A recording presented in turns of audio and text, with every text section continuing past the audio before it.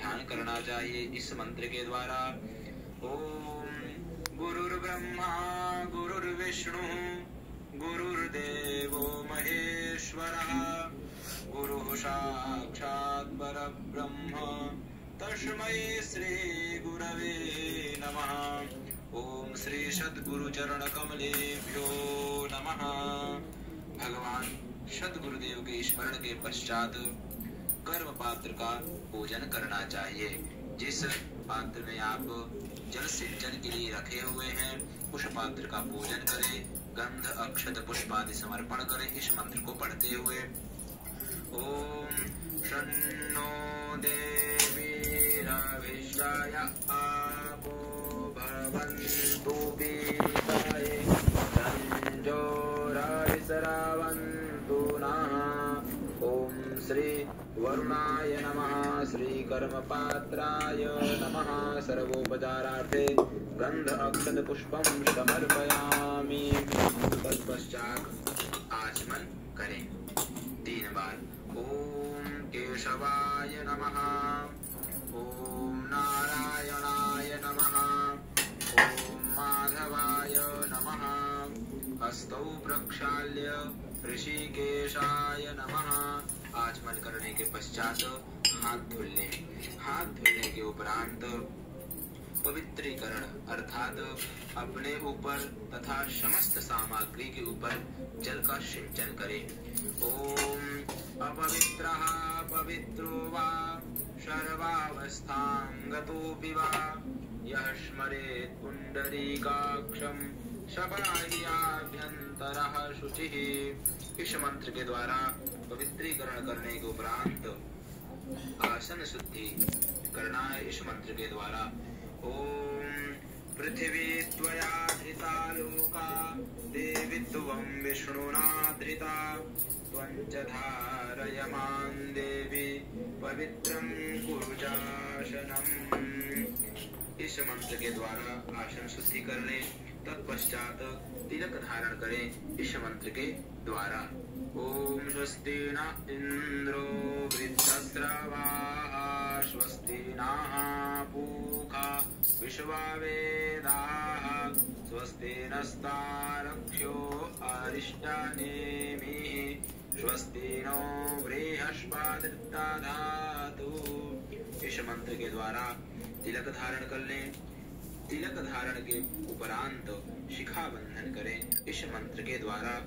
ओम चिद्रूपिणी महामाये दिव्य तेजः समन्विते इष्टदेवी शिखा मध्ये तेजो वृद्धिं कुरुष्व मे। इस मंत्र के द्वारा शिखा बांधनी चाहिए। बहुत सारे लोग हैं जिनके पास शिखा नहीं होती है।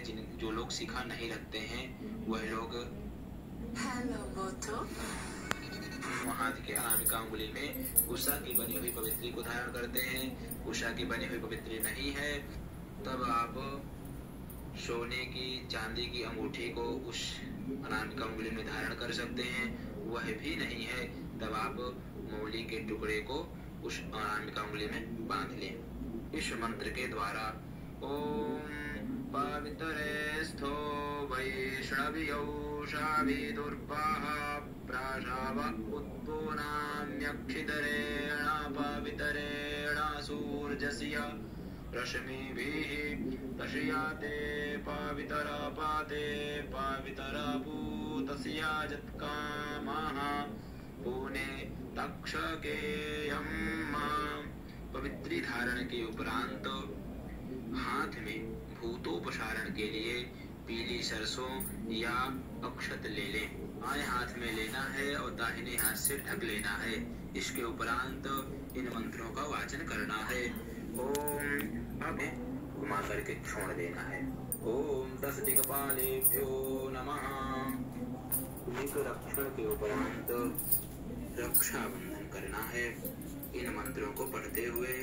ओम येन बद्धो बलिराजा दानवेन्द्रो महाबलः तेन त्वामनुबध्नामि रक्षेमाचलमाचल। इस प्रकार से रक्षा बंधन कर दे। इसके उपरांत दीपक जला करके दीपक का पूजन करे इन मंत्रों के द्वारा। ओम भो दीप देव रूपस्त्वं कर्म साक्षी विघ्नकृत यावत् कर्म समाप्तिः स्यात् तावत् त्वं सुस्थिरो भव। ओम भूर्भुवः स्वः दीपस्थदेवतायै नमः। आवाहयामि सर्वोपचारार्थे गंधाक्षतपुष्पाणि समर्पयामि नमस्करोमि। पंचोपचार भगवान दीपक देवता में अर्पण कर दें, भगवान दीपक को प्रणाम कर लें। तत्पश्चात आधार शक्ति पूजन अर्थात भगवती पृथ्वी का पूजन करें इस मंत्र के द्वारा। ओम आधारभूता जगतस्त्वमेका महेश्वरूपेण यतः स्थितांसि अपां स्वरूपस्थितया त्वयैतत् दाप्यायते कृत्स्नमलङ्गवीर्ये। ओम भूः पृथिव्ये आधारशक्त्यै नमः। कमलासनायै नमः। सर्वोपचारार्थे पंचोपचारं समर्पयामि। इस प्रकार से पृथ्वी माता का पूजन करते हुए उन्हें प्रणाम कर लें। तत्पश्चात शंख पूजन करें, घंटा का पूजन करें इन मंत्रों के द्वारा। शंख पूजन सर्वप्रथम। ओम पृथिव्यां यानि तीर्थानि स्थावराणि चराणि च तानि तीर्थानि शंखेऽस्मिन् विशन्तु ब्रह्मशासनात्। शंखाय नमः। चंदनं समर्पयामि, पुष्पं समर्पयामि, सर्वोपचारार्थे पंचोपचारं समर्पयामि। प्रार्थयेत ओम त्वं पुरा सागरोत्पन्नो विष्णुना विधृतः करे निर्मितः सर्वदेवैश्च पांचजन्य नमोऽस्तु ते। ओम शंखाय नमः। शंख पूजन के उपरांत घंटा का पूजन करें। सर्वोपचारार्थ गंध अक्षत पुष्पादि समर्पित करें इस मंत्र को बोलकर। ओम आगमार्थं तु देवानां गमनार्थं च रक्षसां कुरु घंटे वरं नादं देवता स्थान सन्निधौ घंटा स्थिताय गरुणाय नमः। अब शव के पूजन के उपरांत शंख पूजन घंटा पूजन के उपरांत स्वस्ति वाचन का पाठ करना चाहिए। अब स्वस्ति वाचन का पाठ प्रारंभ करते हैं। हरि ओम आनो भद्राः क्रतवो जन्तु विषवादो दब्धारो अपरीताः उद्भिदाः देवानो जाथा सदमित्प्रीधे अरण्यपरायुवो रक्षितारो दिवे दिवे देवानां भद्राशु मदिर्ऋजुयातान् देवाना कुमुरातिरभिनो निवर्ततां मा देवाना कुंसख्यमुपसेदिमा वयं देवान आयुः प्रतिरन्तु जीवसे तान् पूर्वयानि विधा उमहे वयं भगं तरमदितिं दक्षमश्रिधं मा अर्जमणं वरुणगुं सोममश्विना सरस्वतीनाः शुभगामयस्करत् तन्नो वातु मयो भुवातु भेखजन् तन्माता पृथिवी तत्पिता द्यौः तद्ग्रावाणाः सोमसुतो मयो भुवस्तदश्विना श्रीणुतं धृष्ण्या युवं तमीशानं जगतस्तस्थु खशपातिं धियं जिन्वमवशे उमहे वयं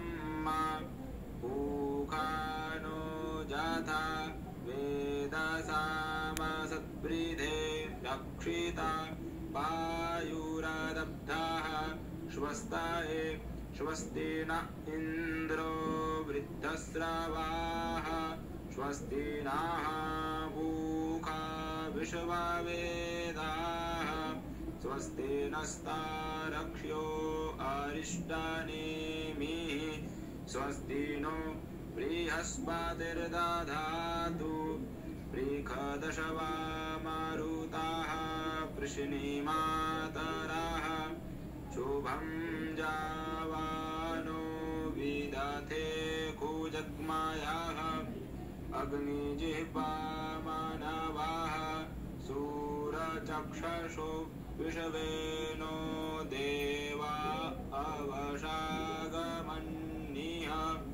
भद्रं कर्णेभिः शृणुयाम देवा भद्रं पश्येमाक्षभिर्यजतराः स्थिरैरङ्गैस्तुष्टुवापुंसस्तनु विद्याक्षेमहि देवहितं जदायुः शतमिन्नो शरदो अन्तिदेवा जतरा नश्चकरा जरशं तनूनां मा पुतरासो जतरा पितरो भवन्ति बानो मध्यारीरिखतायुर्गन्तोः आदितिर्द्यौरादितिरन्तरिक्षमादितिर्माता श पिता श पुत्राः विश्वे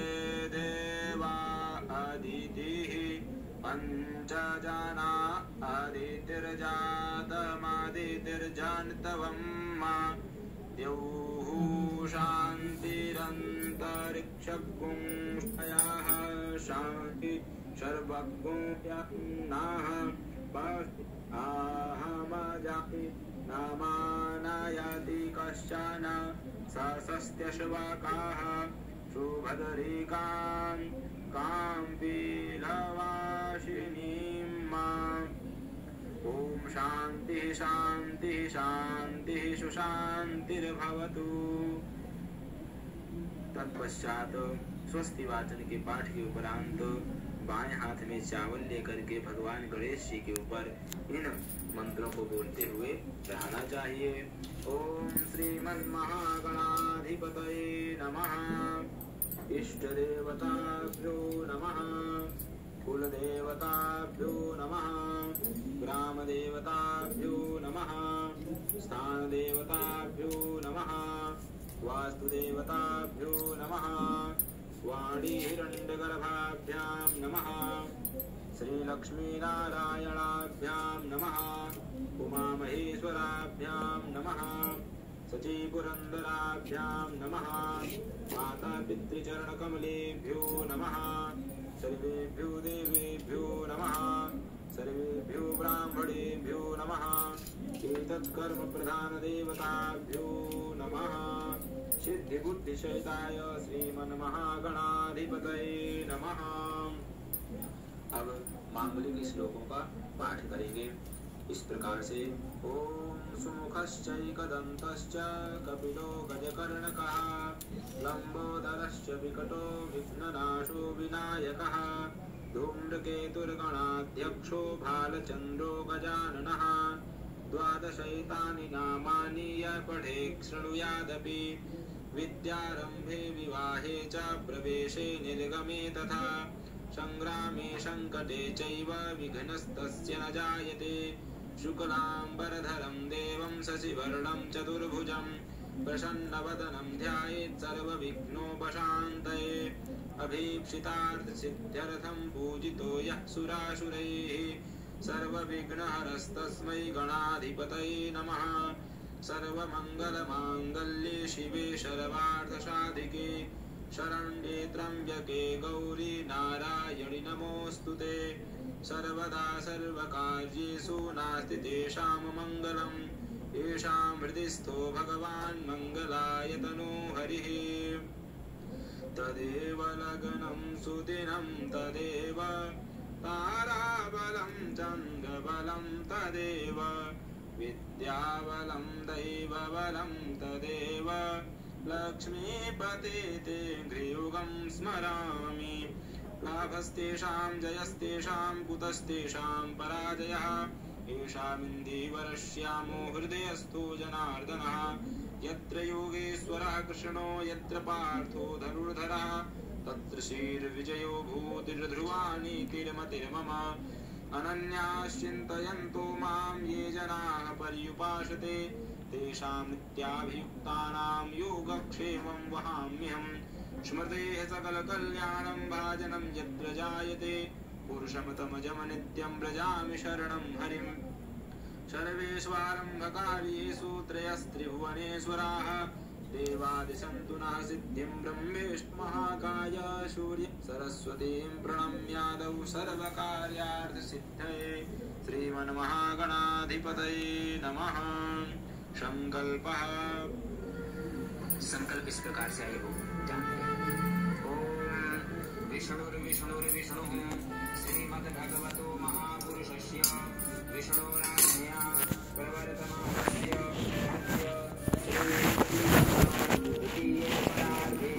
श्रीश्वेतवाराहकल्पे सप्तमे वैवस्वतमन्वन्तरे अष्टाविंशतितमे कलियुगे कलिप्रथमचरणे बौद्धावतारे भूर्लोके जम्बूद्वीपे भरतखण्डे भारतवर्षे आर्यावर्तैकदेशान्तर्गते अमुकक्षेत्रे अमुक की जगह अपने क्षेत्र का नाम लेना है। विक्रमशके षष्ट्याब्दानां मध्ये अमुक नाम संवत्सरे संवत्सर का नाम लेना है।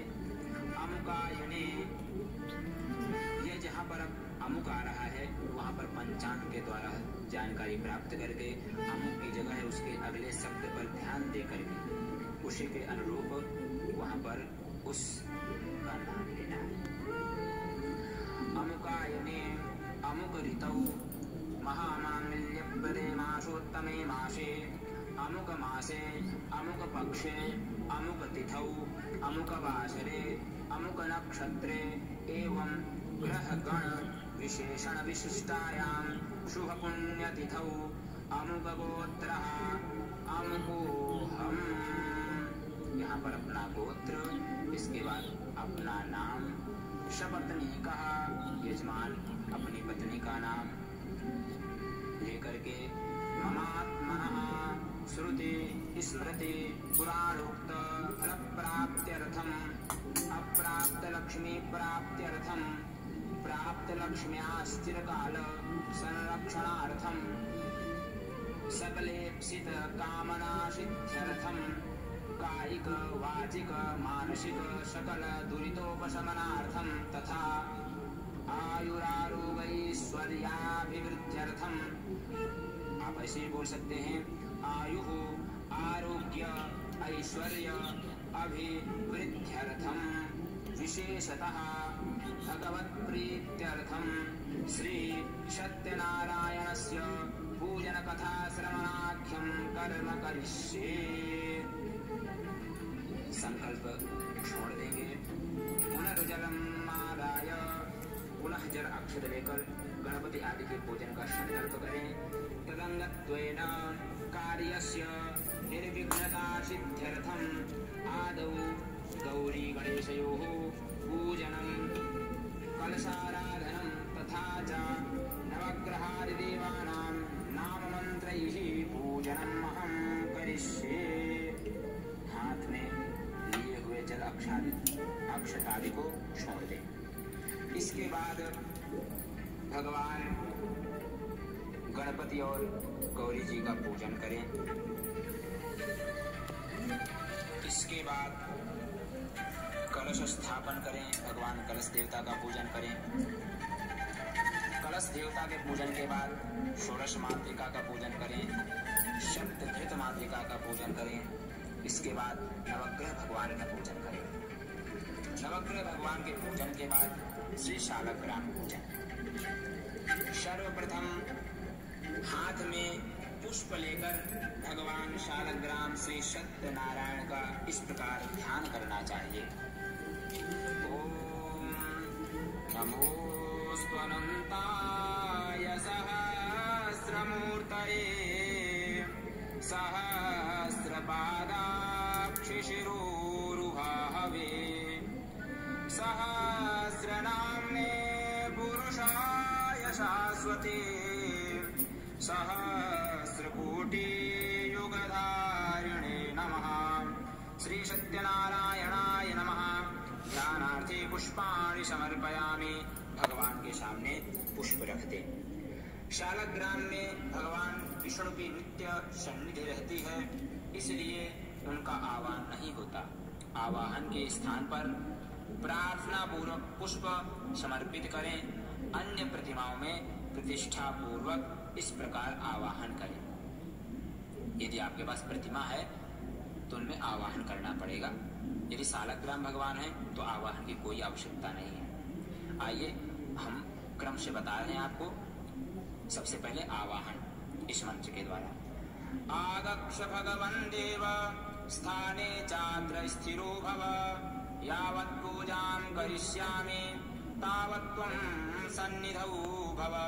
श्री सत्यनारायणाय नमः। आवाहनार्थे पुष्पं समर्पयामि।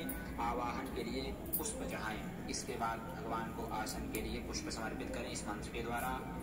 अनेक रत्न संयुक्तं नानामणिगणान्वितं भावितं स्वर्णिमं दिव्यम् आसनं प्रतिगृह्यताम्। श्री सत्यनारायणाय नमः। आसनार्थे पुष्पाणि समर्पयामि। आसन के लिए पुष्प समर्पित करें।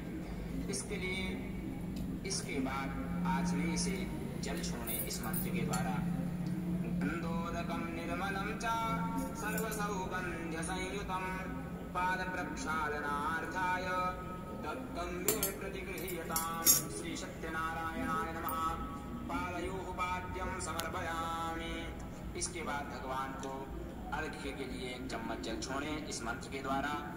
गंध पुष्पाक्षतैर्युक्तम् अर्घ्यं सम्पादितं मया गृहार्घ्यं मया दत्तं प्रसन्नो वरदो भव। श्री सत्यनारायणाय नमः। हस्तयोरर्घ्यं समर्पयामि। इसके बाद भगवान को आचमन के लिए 1 चम्मच जल छोड़ें।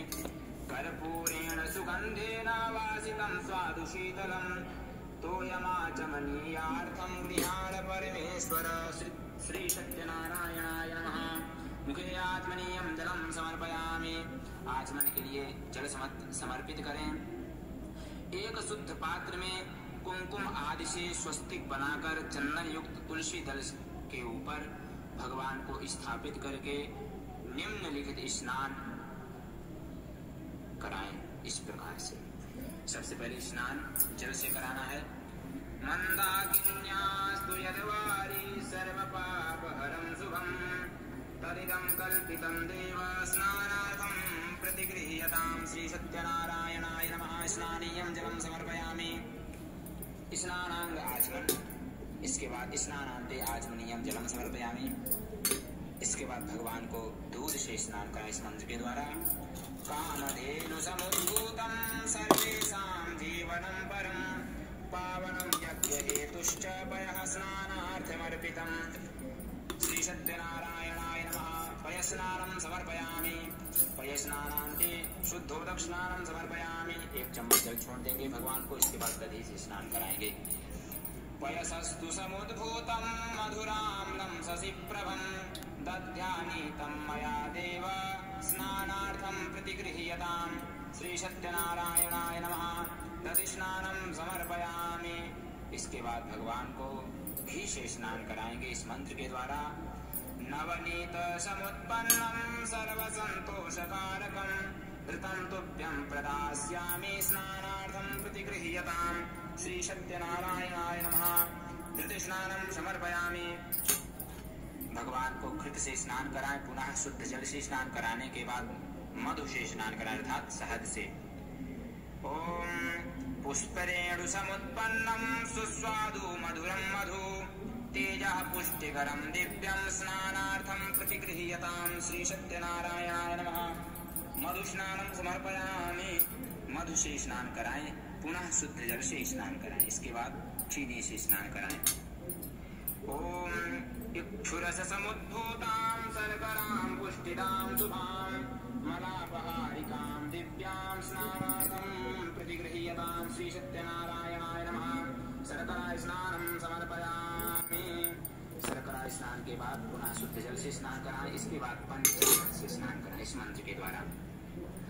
पयोधृतं चैव मधु शर्करायान्वितं पंचामृतं मया नीतं स्नानार्थं प्रतिगृह्यतां श्री सत्यनारायणाय नमः। पंचामृत स्नानं समर्पयामि।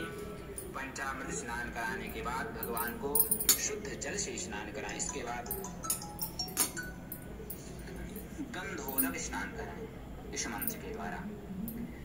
मलयाचल संभूत चंदनेन विमिश्रितम् इदं गंधोदक स्नानं कुंकुमाक्तं तु गृह्यताम्। सत्यनारायणाय नमः। गंधोदक स्नानं समर्पयामि। केशर मिश्रित चंदन से स्नान कराने के बाद भगवान को शुद्ध जल से स्नान कराएं इस मंत्र के द्वारा। शुद्धं शुद्धं यत् सलिलं दिव्यं गंगाजल समं स्मृतं समर्पितं मया भक्त्या शुद्ध स्नानाय गृह्यतां श्री सत्यनारायणाय नमः। शुद्धोदक स्नानं समर्पयामि। शुद्ध जल से स्नान कराने के बाद तदनंतर आचमनीय जल समर्पित करें। फिर स्वच्छ वस्त्र से अंग प्रोक्षण पहुंचकर भगवान को तुलसी दल एवं चंदन के साथ सालग्राम को किसी सिंहासन आदि में बैठाकर शेष पूजा करनी चाहिए। भगवान के स्नानीय अथवा अभिषेक का जल पवित्र जगह में ढककर रख दें। पूजन के अंत में चरणोदक के रूप में इसे ग्रहण करना चाहिए। इसके बाद भगवान को वस्त्र चढ़ाएं इस मंत्र के द्वारा। शीतवातोष्ण संत्राणं लज्जाया रक्षणं परं देहालंकरणं वस्त्रं अतः शांतिं प्रयच्छ मे श्री सत्यनारायणाय नमः। वस्त्रं समर्पयामि। आचमनीयं जलं समर्पयामि। वस्त्र पहनाने के बाद भगवान को एक चम्मच जल भी पास में समर्पित करना है। इसके बाद उपवस्त्र इस मंत्र के द्वारा। उपवस्त्रं प्रयच्छामि देवाय परमात्मने भक्त्या समर्पितं देव प्रसीद परमेश्वर श्री सत्यनारायणाय नमः। उपवस्त्रं समर्पयामि। आचमनीयं जलं समर्पयामि। उपवस्त्र चढ़ाने के बाद भगवान को एक चम्मच फिर से जल समर्पित करें। इसके बाद भगवान को यज्ञोपवीत चढ़ाएं जनेऊ। नवभिस्तन्तुभिर्युक्तं त्रिगुणं देवतामयम् उपवीतं मया दत्तं गृहाण परमेश्वर श्री सत्यनारायणाय नमः। यज्ञोपवीतं समर्पयामि। यज्ञोपवीतान्ते आचमनीयं जलं समर्पयामि। एक चम्मच जल भगवान के पास फिर समर्पित कर दें। इसके बाद भगवान को सुंदर सा चंदन लगाएं। श्रीखंडं चंदनं दिव्यं गंधाद्यं सुमनोहरं विलेपनं सुरश्रेष्ठ चंदनं प्रतिगृह्यताम्। भगवान श्री सत्यनारायणाय नमः। चंदनं समर्पयामि। चंदन लगाने के बाद शालग्राम पर अक्षत नहीं चढ़ाया जाता, अतः अक्षत के स्थान पर श्वेत तिल समर्पित करना चाहिए। श्वेत तिल के अभाव में तुलसी पत्र भी अर्पित किया जा सकता है इस मंत्र के द्वारा। अक्षताश्च सुरश्रेष्ठ कुंकुमाक्ताः सुशोभिताः मया निवेदिता भक्त्या गृहाण परमेश्वर श्री सत्यनारायणाय नमः। अक्षत स्थाने श्वेत तिलां समर्पयामि। इसके बाद भगवान को पुष्प इस मंत्र के द्वारा, पुष्पमाला भी इसी मंत्र के द्वारा। माल्यादीनि सुगंधीनि मालत्यादीनि वै प्रभो मया नीतानि पुष्पाणि गृहाण परमेश्वर। इसके बाद भगवान को तुलसी पत्र चढ़ाएं इस मंत्र के द्वारा।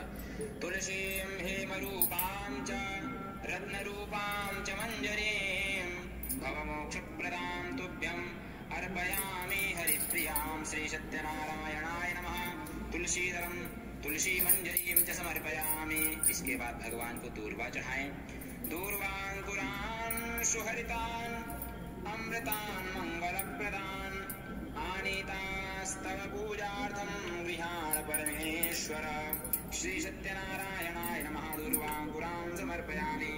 इसके बाद भगवान को समय पत्र, बिल्व पत्र जो भी आपके पास हो यहीं पर चढ़ा करके इसके बाद भगवान को आभूषण चढ़ाना है। यदि आभूषण नहीं है उसके स्थान पर आप चावल या श्वेत तिल, चावल तो चढ़ते ही नहीं है इसलिए यहाँ पर श्वेत तिल आपको चढ़ाना है भगवान के ऊपर, यदि आभूषण नहीं है तो। ओम वज्रमाणिक्य वैडूर्य मुक्ताभिध्रुवमण्डितं पुष्पराग समायुक्तं भूषणं प्रतिगृह्यतां श्री सत्यनारायणाय नमः। अलंकरणार्थे आभूषणानि समर्पयामि। इसके बाद भगवान को सुगंधित द्रव्य चढ़ाना है, इत्रादि। तैलानि च सुगंधीनि द्रव्याणि विविधानि च मया दत्तानि लेपार्थं गृहाण परमेश्वर। श्री सत्यनारायणाय नमः। सुगंधि तैलादि द्रव्यं समर्पयामि। इसके बाद भगवान को अबीर आदि गुलाल चढ़ाएंगे। अबीरं च गुलालं च हरिद्रादि समन्वितं नाना परिमलं दिव्यं गृहाण परमेश्वर। श्री सत्यनारायणाय नमः। नाना परिमल द्रव्याणि समर्पयामि। इसके बाद भगवान को धूप इस मंत्र के द्वारा दिखाएं। वनस्पतिरसोद्भूतो गन्धाद्यो गन्ध उत्तमा आघ्रेयः सर्वदेवानां धूपोऽयं प्रतिगृह्यताम्। श्री सत्यनारायणाय नमः। धूपमाघ्रापयामि। इसके बाद भगवान को दीप दर्शाएं। साज्यं च वर्ति संयुक्तं वह्निना योजितं मया दीपं गृहाण देवेश त्रैलोक्यतिमिरापहम्। श्री सत्यनारायणाय नमः। दीपं दर्शयामि। घृत दीप दिखाएं और हाथ धो लें। इसके बाद भगवान को नैवेद्य, भगवान के भोग के निमित्त सामने रखे नैवेद्य में तुलसी दल छोड़कर 5 ग्रास मुद्रा दिखाएं। प्राणाय स्वाहा, अपानाय स्वाहा, व्यानाय स्वाहा, उदानाय स्वाहा, समानाय स्वाहा। इसके बाद निम्न मंत्र पढ़कर भगवान को नैवेद्य निवेदित करें। ओम त्वदीयं वस्तु भूदेव, त्वदीयं वस्तु गोविंद, तुभ्यमेव समर्पये। गृहाण सुमुखो भूत्वा प्रसीद परमेश्वर। श्री सत्यनारायणाय नमः। नैवेद्यं निवेदयामि। मध्ये पानीयं जलं समर्पयामि, आचमनीयं जलं समर्पयामि। इसके बाद भगवान को प्राणपान व्यान उदान समान के लिए 5 चम्मच जल छोड़े पास में। इसके बाद भगवान को अखंड ऋतुफल चढ़ाएं। इदं फलं मया देव स्थापितं पुरतस्तव, तेन मे सफलावाप्तिर्भवेत् जन्मनि जन्मनि। श्री सत्यनारायणाय नमः। अखंड ऋतुफलं समर्पयामि। फलान्ते आचमनीयं जलं समर्पयामि। फल चढ़ाने के बाद भगवान को 1 चम्मच जल उनके पास में समर्पित करना है। उत्तराभूषणार्थे जलं समर्पयामि। श्री सत्यनारायणाय नमः। इसके बाद भगवान को दोनों अनामिका उंगली में चंदन लगा करके सिंचन करना है इस मंत्र के द्वारा, जिसे हम करोदवर्तन कहते हैं। चंदनं मलयोद्भूतं कस्तूर्यादि समन्वितं करोदवर्तनकं देव गृहाण परमेश्वर। श्री सत्यनारायणाय नमः। करोदवर्तनकं समर्पयामि। इसके बाद भगवान को तांबूल पान आदि चढ़ाए। पान, भोगी फल अर्थात सुपारी, इलायची, लौंग आदि सभी चढ़ाना है यहाँ पर श्री मंत्र के द्वारा। भोगे फलं महद्दिव्यं नागवल्ली दलैर्युतं एलालवंग संयुक्तं तांबूलं प्रतिगृह्यतां। श्री सत्यनारायणाय नमः। एलालवंग भोगी फलयुतं तांबूलं समर्पयामि। इसके बाद भगवान को दक्षिणा चढ़ाएं इस मंत्र के द्वारा।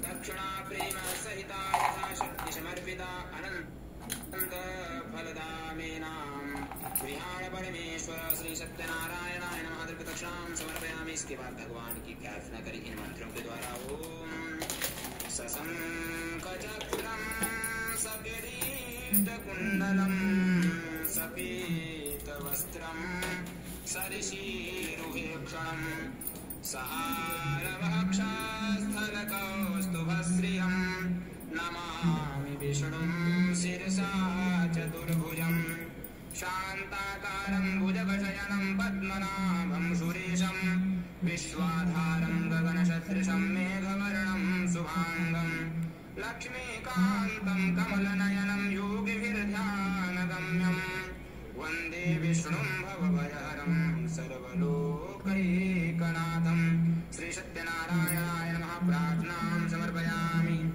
प्रार्थना समर्पित करने के बाद भगवान को पुष्प चढ़ाने के बाद एक चम्मच जल छोड़ देंगे उनके पास। इसके बाद कथा होती है। कथा श्रवण करने के उपरांत की जो विधि है वह हम अगले वीडियो में आपको बताएंगे। कृष्णा राधे राधे। आज के दिन श्री सत्यनारायण भगवान की कथा को सुनने का विशेष महत्व है, तो आइए श्रवण करते हैं श्री सत्यनारायण भगवान की कथा। बोलिए श्री सत्यनारायण भगवान की जय। एक समय की बात है, नैमिषारण्य तीर्थ में शौनक आदि 88,000 ऋषियों ने श्री सूत जी से पूछा, है प्रभु, इस कलयुग में वेद विद्या रहित मनुष्य को प्रभु भक्ति किस प्रकार मिल सकती है तथा उनका उद्धार कैसे होगा? हे मुनि श्रेष्ठ, कोई ऐसा तप बताइए जिससे थोड़े समय में ही पूर्ण फल मिले और मनोवांछित फल भी मिल जाए। इस प्रकार की कथा सुनने की हम इच्छा रखते हैं। सर्व शास्त्रों के ज्ञाता श्री सूत जी बोले, हैं वैष्णवों में पूज्य, आप सभी ने समस्त प्राणियों के हित की बात पूछी है, इसलिए मैं एक ऐसे श्रेष्ठ व्रत को आप सभी को बताऊंगा जिसे नारद जी ने लक्ष्मी नारायण जी से पूछा था और स्वयं लक्ष्मीपति ने मुनि श्रेष्ठ नारद जी से इस कथा को कहा था। आप सब इसे ध्यान से सुनिए। एक समय की बात है, योगीराज नारद जी दूसरों की हित की इच्छा लिए अनेकों लोकों में घूमते हुए मृत्यु लोक में आ पहुँचे। यहाँ उन्होंने अनेक योनियों में जन्मे प्रायः सभी मनुष्यों को अपने कर्मों द्वारा अनेकों दुखों से पीड़ित देखा। उनका दुख देख नारद जी सोचने लगे कि कैसा यत्न किया जाए जिसके करने से निश्चित रूप से मानव के दुखों का अंत हो जाए। इसी प्रकार मनन करते हुए वह विष्णु लोक में गए। वहाँ वह देवों के ईश नारायण की स्तुति करने लगे, जिनके हाथों में शंख, चक्र, गदा और पद्म थे और गले में वर माला पहने हुए थे। स्तुति करते हुए नारद जी बोले, हे भगवान, आप अत्यंत शक्ति से संपन्न हैं, मन तथा वाणी भी आपको नहीं पा सकती। आपका आदि, मध्य तथा अंत नहीं है। निर्गुण स्वरूप सृष्टि के कारण भक्तों के दुख को दूर करने वाले हैं। आपको मेरा नमस्कार है। नारद जी की स्तुति सुनकर विष्णु भगवान बोले, हैं मुनि श्रेष्ठ, आपके मन में क्या बात है? आप किस काम के लिए पधारे हैं? उसे निसंकोच कहिए। इस पर नारद मुनि बोले कि मृत्यु लोक में अनेक योनियों में जन्मे मनुष्य अपने कर्मों के द्वारा अनेकों दुख से दुखी हो रहे हैं।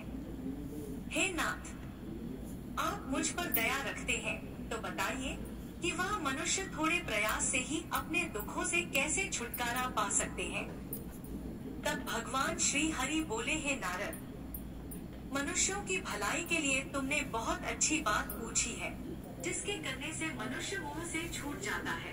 वह बात मैं तुमसे कहता हूँ, उसे ध्यान पूर्वक सुनो। स्वर्ग लोक व मृत्यु लोक दोनों में एक दुर्लभ उत्तम व्रत है जो पुण्य देने वाला है।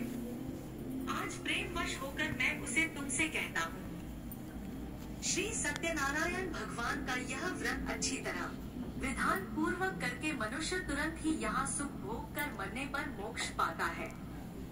श्री हरि के वचन सुनकर नारद जी बोले, हे प्रभु, उस व्रत का फल क्या है और उसका विधान क्या है?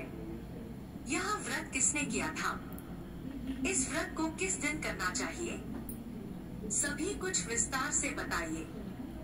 नारद जी की बात सुनकर श्री हरि बोले, दुख और शोक को दूर करने वाला, यह सभी स्थानों पर विजय दिलाने वाला है।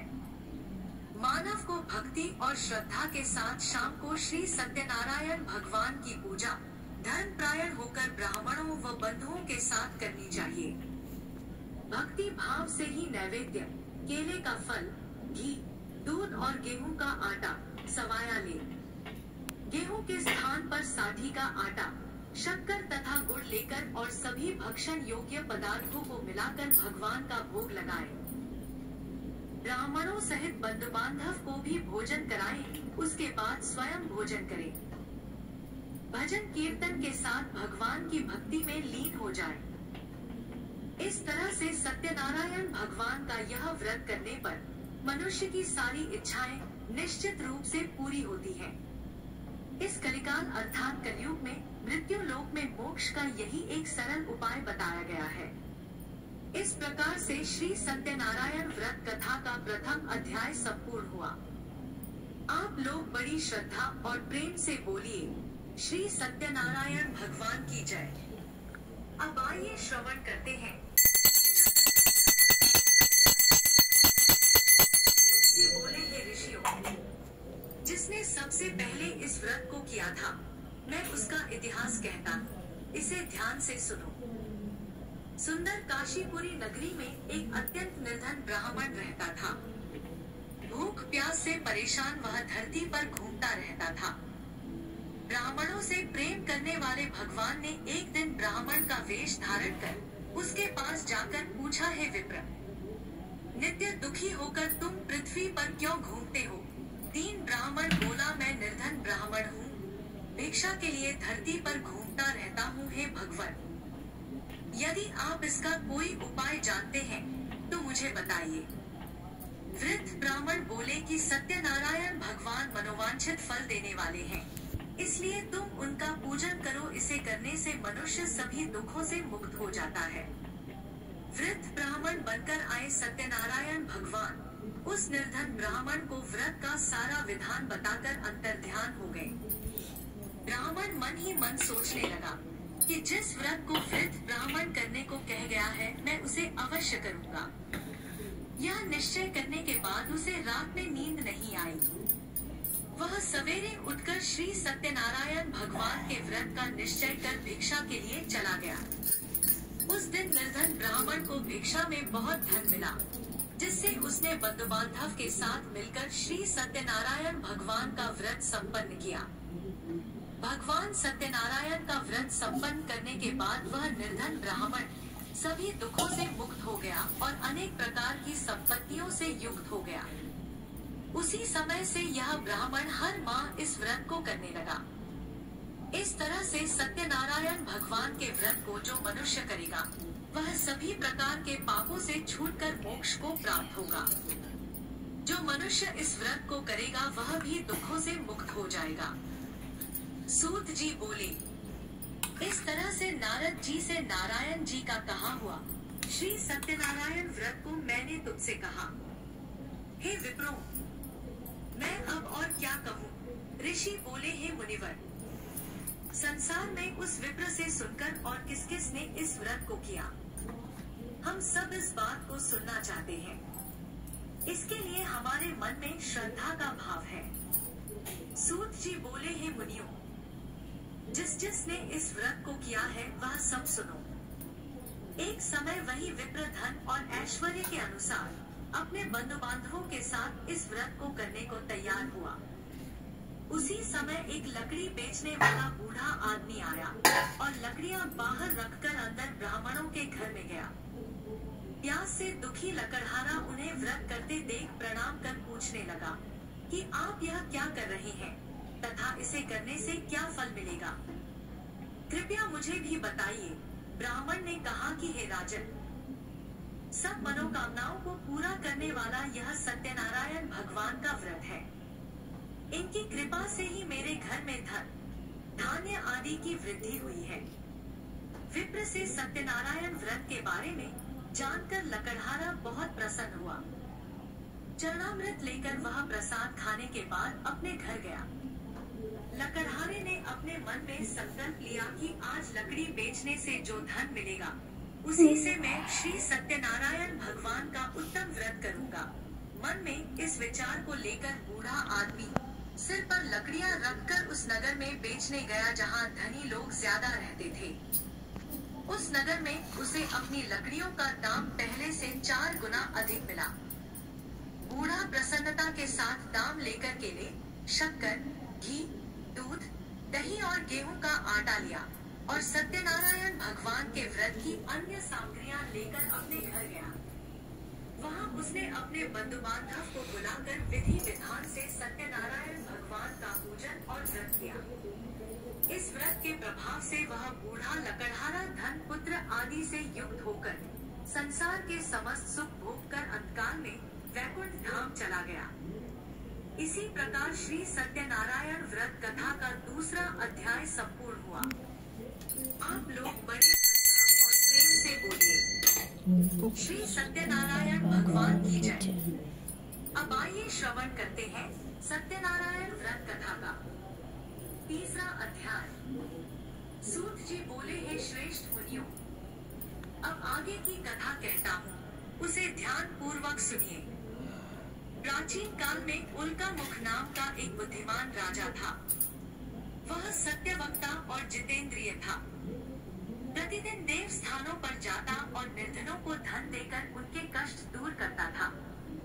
उसकी पत्नी कमल के समान मुख वाली तथा सती साध्वी थी। भद्रशलाला नदी के तट पर उन दोनों ने श्री सत्यनारायण भगवान का व्रत किया। उसी समय साधु नाम का एक वैश्य आया।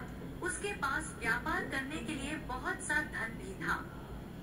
राजा को व्रत करते देखकर वह विनय के साथ पूछने लगा, हे राजन, भक्ति भाव से पूर्ण होकर आप यह क्या कर रहे हैं?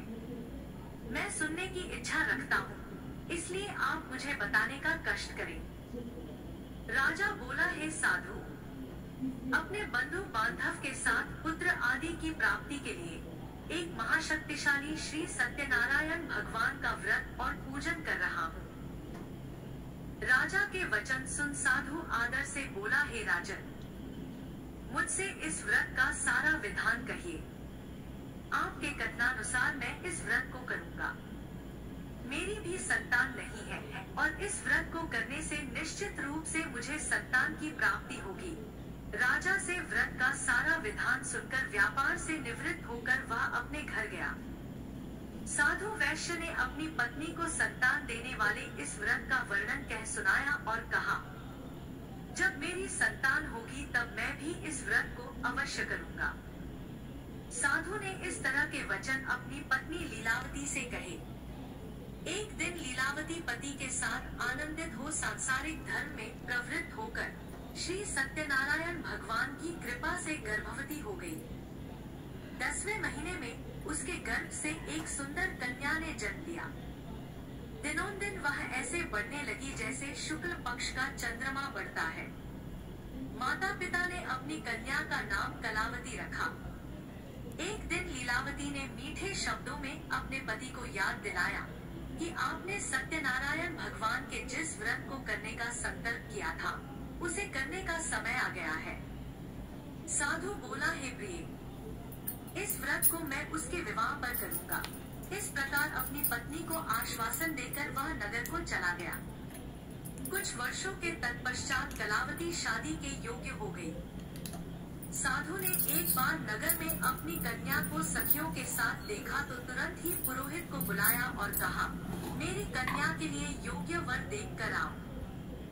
साधु की बात सुनकर पुरोहित कंचन नगर में पहुंचा और वहां देखभाल कर लड़की के लिए सुयोग्य वर ढूंढा। साधु ने बंधु बांधव को बुलाकर अपनी पुत्री का विवाह कर दिया। लेकिन दुर्भाग्य की बात यह थी कि साधु ने अभी भी श्री सत्यनारायण भगवान का व्रत नहीं किया। इस पर श्री सत्यनारायण भगवान क्रोधित हो गए और श्राप दिया कि साधु को अत्यधिक दुख मिलेगा। अपने कार्य में कुशल साधु बनिया जमाई को लेकर समुद्र के पास स्थित रत्नापुर नगर में गया। वहां जाकर ससुर दमाद दोनों मिलकर चंद्रकेतु नामक राजा के नगर में व्यापार करने लगे। एक दिन भगवान श्री सत्यनारायण की माया से एक चोर राजा का धन चुराकर भाग रहा था। उसने राजा के सिपाहियों को अपना पीछा करते देख चुराया हुआ धन वहां रख दिया, जहां साधु अपने जमाई के साथ ठहरा हुआ था। राजा के सिपाहियों ने साधु वैश्य के पास राजा का धन पड़ा देखा तो ससुर जमाई दोनों को बांधकर प्रसन्नता से राजा के पास ले गए और कहा, महाराज, हम दोनों चोरों को पकड़ लाए हैं, आप आगे की कार्रवाई की आज्ञा दें। राजा की आज्ञा से उन दोनों को कारावास में डाल दिया गया और उनका सारा धन भी उनसे छीन लिया गया। श्री सत्यनारायण भगवान के श्राप से साधु की पत्नी भी बहुत दुखी हुई। घर में जो धन रखा था उसे चोर चुरा ले गए। शारीरिक तथा मानसिक पीड़ा व भूख प्यास से अति दुखी होकर कलावती एक ब्राह्मण के घर गई। वहां उसने श्री सत्यनारायण भगवान का व्रत होते देखा और कथा भी सुनी। वह प्रसाद ग्रहण कर रात को घर वापस आई। माता ने कलावती से पूछा, है पुत्री, अब तक तुम कहाँ थी? तेरे मन में क्या है? कलावती ने अपनी माता से कहा, है माता, मैंने एक ब्राह्मण के घर में श्री सत्यनारायण भगवान का व्रत अनुष्ठान होते देखा है। कन्या के वचन सुनकर लीलावती भगवान के पूजन की तैयारी करने लगी। लीलावती ने परिवार व बंधुओं सहित सत्यनारायण भगवान का पूजन किया और उनसे वर मांगा कि हे प्रभु, मेरे पति तथा जमाई शीघ्र घर आ जाए। साथ ही यह भी प्रार्थना की कि हम सबका अपराध भगवान क्षमा करें। श्री सत्यनारायण भगवान इस व्रत से संतुष्ट हो गए और राजा चंद्रकेतु को सपने में दर्शन देकर कहा, हे राजन, तुम उन दोनों वैश्य को छोड़ दो और तुमने उनका जो धन लिया है उसे भी वापस कर दो। अगर ऐसा नहीं किया तो मैं तुम्हारा धन, राज्य और संतान सभी को नष्ट कर दूंगा। राजा को यह सब कहकर सत्यनारायण भगवान अंतर्ध्यान हो गए। प्रातःकाल सभा में राजा ने अपना सपना सुनाया। फिर बोले, वणिक पुत्रों को कैद से मुक्त कर सभा में लाओ। दोनों ने आते ही राजा को प्रणाम किया। राजा अत्यंत मधुर वाणी में बोला, हे महानुभावों, दुर्भाग्य से ऐसा कठिन दुख तुम्हें प्राप्त हुआ है, लेकिन अब तुम्हें कोई भय नहीं है। ऐसा कहकर राजा ने उन दोनों को नए वस्त्र और आभूषण पहनाए और जितना धन उनका लिया था उससे दोगुना धन वापस कर दिया। दोनों वैश्य अपने घर को चल दिए। इस प्रकार से श्री सत्यनारायण व्रत कथा का तीसरा अध्याय यहीं पर संपूर्ण हुआ। बड़े श्रद्धा और प्रेम से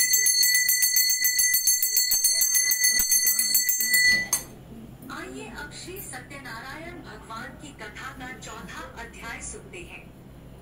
सूत जी बोले, वैश्य ने मंगलाचार कर अपनी यात्रा आरंभ की और अपने नगर की ओर चल दिए। उनके थोड़ी दूर जाने के बाद एक दंडी वेशधारी श्री सत्यनारायण भगवान ने उनसे पूछा, हे साधु, तेरी नाम में क्या है? व्यापारी हंसता हुआ बोला, हे दंडी, आप क्यों पूछते हो? क्या धन लेने की इच्छा है? मेरी नाव में तो बेल और पत्ते भरे हुए हैं।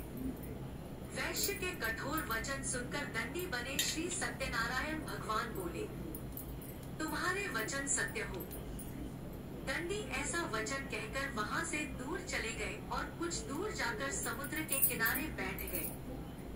दंडी के जाने के बाद साधु वैश्य ने नित्य क्रिया के पश्चात नाव को ऊंची उठती देखकर आश्चर्यचकित हो गया और नाव में बेल, पत्ते आदि देख वह मूर्छित हो वहीं पर गिर पड़ा। मूर्छा खुलने पर वह अत्यंत शोक में डूब गया। तब उसका दामाद बोला, पिताजी आप शोक ना मनाएं, यह दंडी का श्राप है, इसलिए हमें उनकी शरण में जाना चाहिए, तभी हमारी मनोकामना पूरी होगी। दामाद की बात सुनकर वह दंडी के पास पहुंचा और अत्यंत विनम्रता एवं भक्ति भाव से प्रणाम करके बोला, हे महाराज, मैंने आपसे जो असत्य वचन कहे थे उनके लिए मुझे क्षमा कर दीजिए। ऐसा सुनकर महान शोकातुर होकर दंडी भगवान बोले, हे वणिक पुत्र, मेरी आज्ञा से बार बार तुम्हें दुख प्राप्त हुआ है क्योंकि तुम मेरी पूजा से विमुख हुए। साधु बोला, हे प्रभु, आपकी माया से ब्रह्मा आदि देवता भी आपके रूप को नहीं जानते। प्रभु, मैं तो अज्ञानी हूँ, कैसे जान सकता हूँ?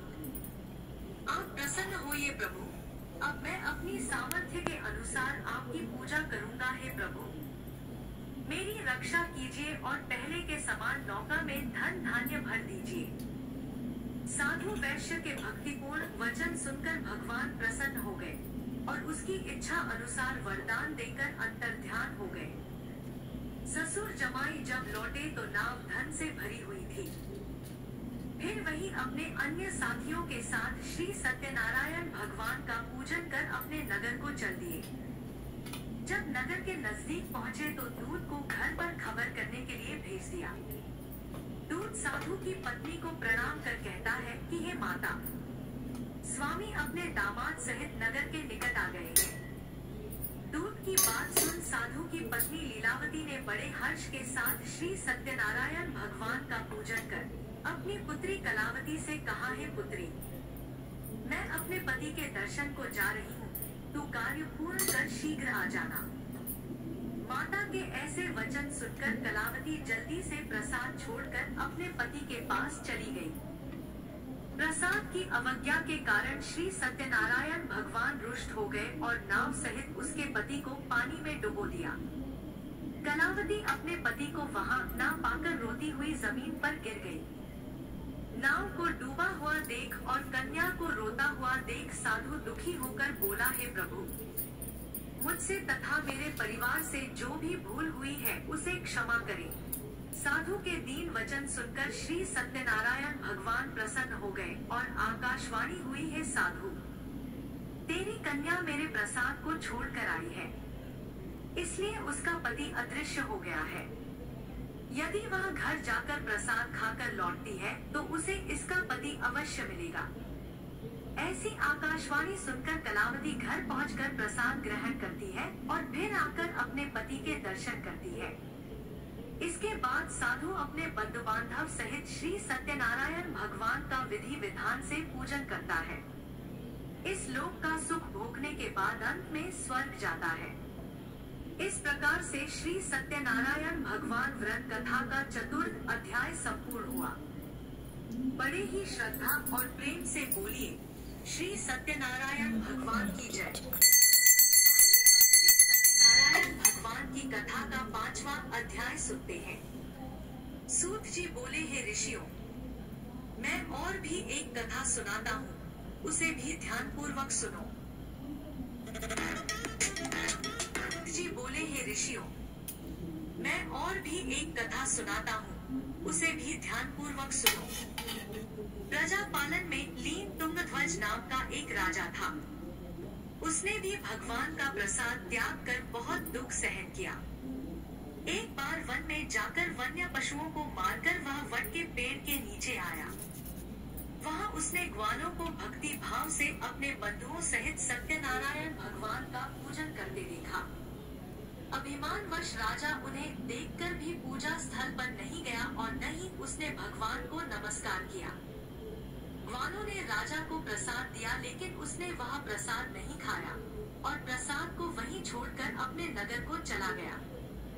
जब वह नगर में पहुंचा तो वहां सब कुछ तहस नहस हो चुका था। वह राजा शीघ्र ही समझ गया कि यह सब भगवान ने ही किया है। वह दोबारा ग्वालों के पास पहुंचा और विधि पूर्वक पूजा करके प्रसाद खाया तो श्री सत्यनारायण भगवान की कृपा से सब कुछ पहले जैसा हो गया। दीर्घ काल तक सुख भोगने के बाद मरणोपरांत उसे स्वर्ग लोक की प्राप्ति हुई।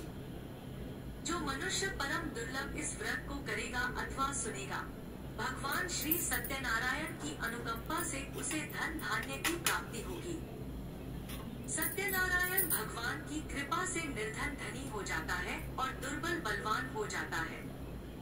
संतानहीन मनुष्य को संतान सुख मिलता है और सारे मनोरथ पूर्ण होने पर मानव अंतकाल में बैकुंठ धाम को जाता है। सूत जी बोले, जिन्होंने पहले इस व्रत को किया अब उनके दूसरे जन्म की कथा भी सुनिए। शतानंद नामक ब्राह्मण ने सुदामा के रूप में जन्म लेकर भगवान श्री कृष्ण की भक्ति कर मोक्ष प्राप्त किया। उल्कामुख नाम के महाराज राजा दशरथ बने और श्री रंगनाथ का पूजन कर बैकुंठ को प्राप्त हुए।